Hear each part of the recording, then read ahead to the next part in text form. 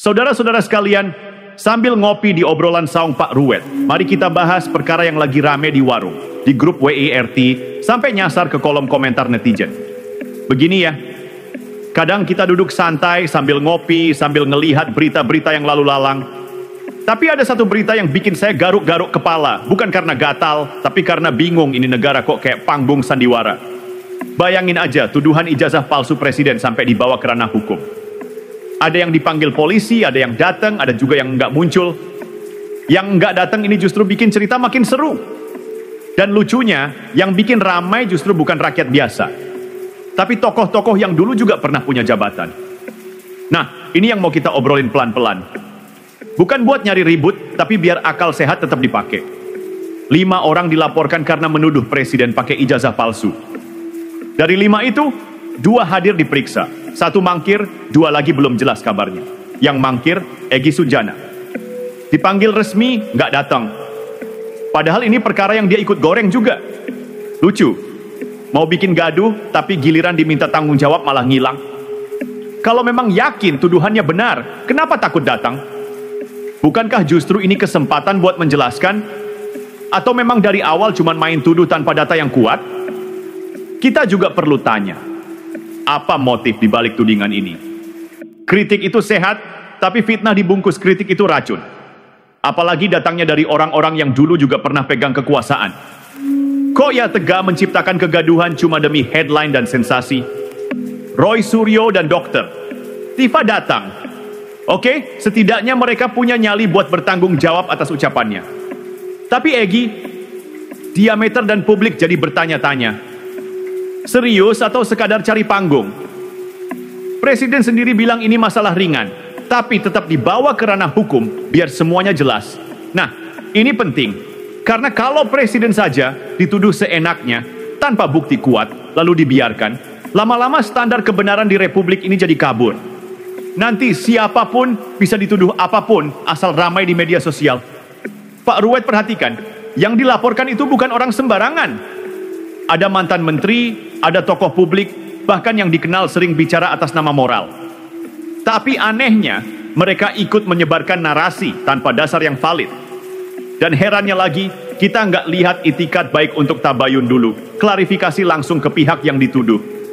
Langsung lempar ke publik, lempar ke media, baru terakhir masuk ke polisi. Polanya sudah kebaca, bukan mencari kebenaran, tapi mencari keributan.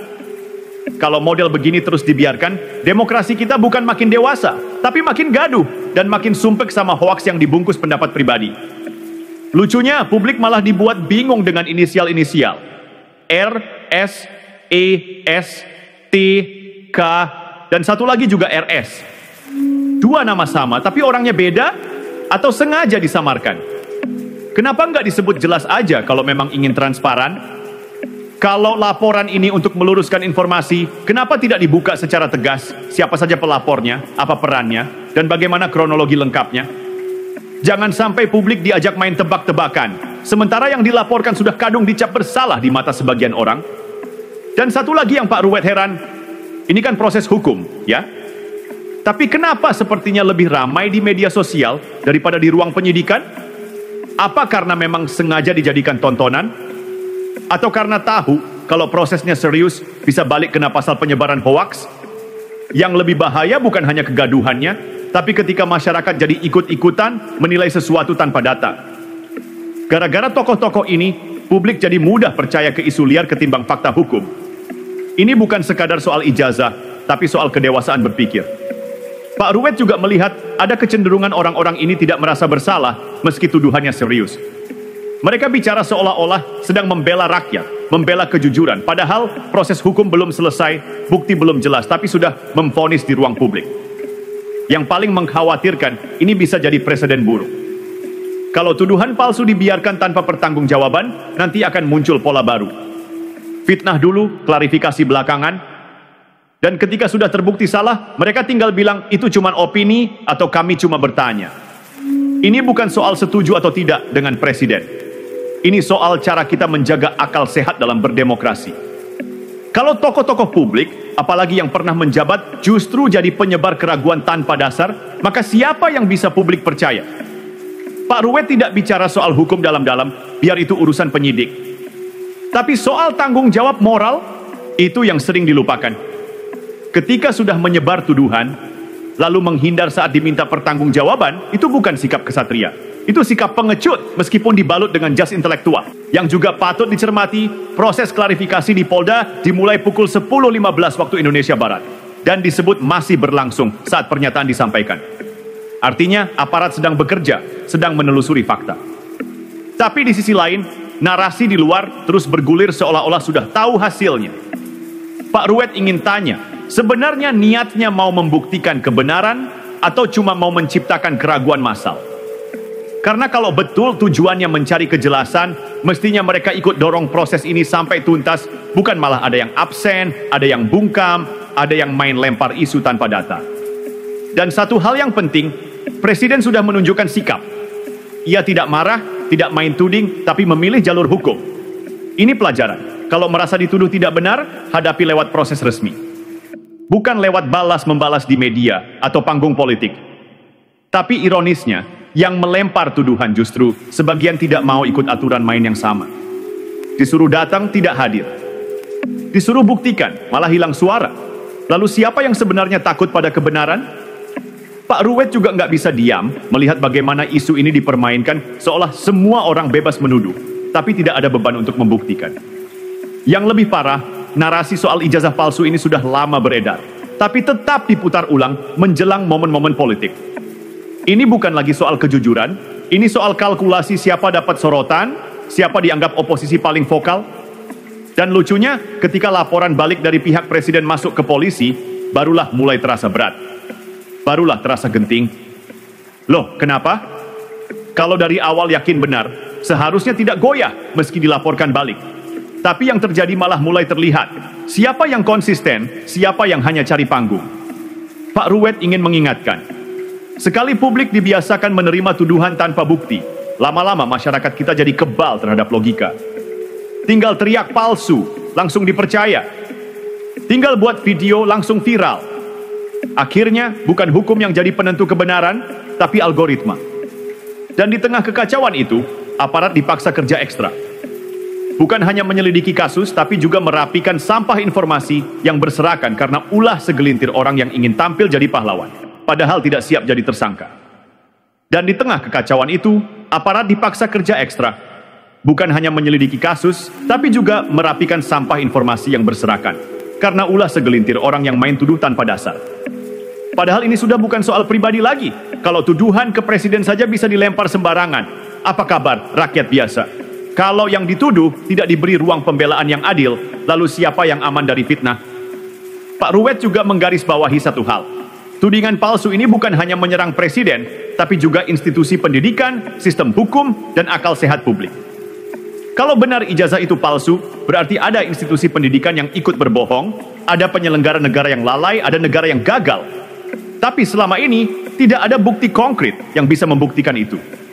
Jadi siapa yang sebenarnya merusak kepercayaan publik? Bukan yang dituduh, tapi yang menuduh tanpa tanggung jawab.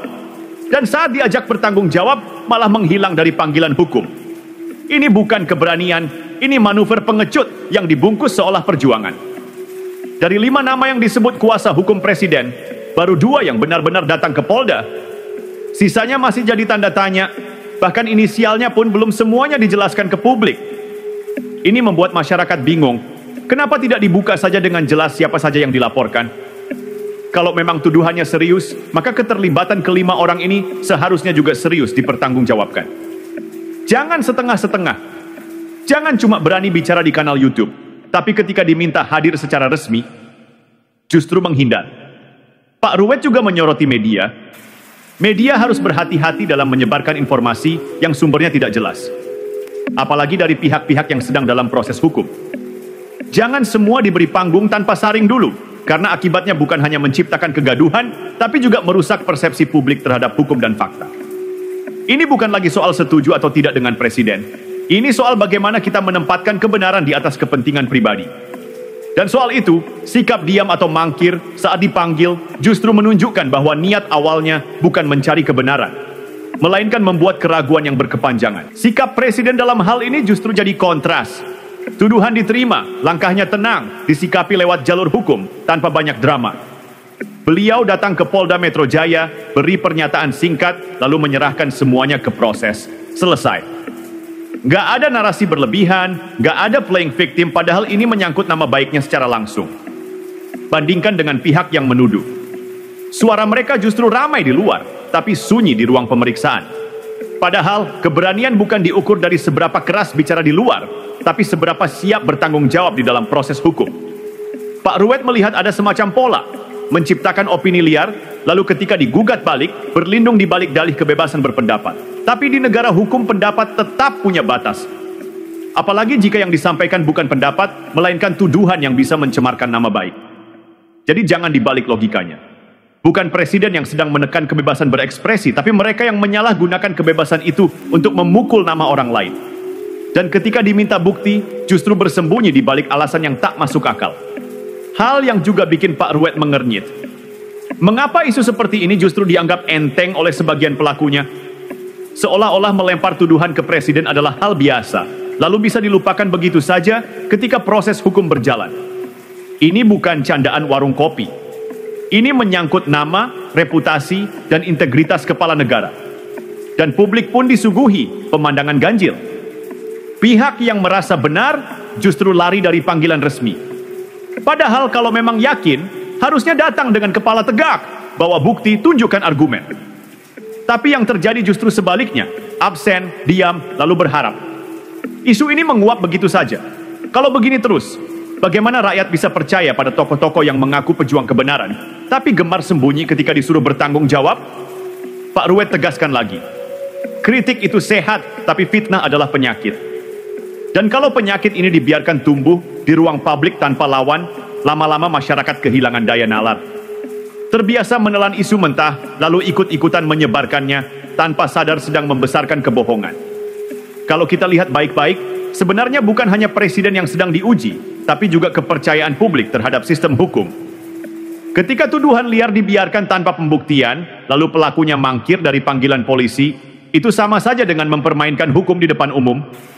Yang lebih menyedihkan, sebagian masyarakat ikut-ikutan menormalisasi ketidakhadiran itu.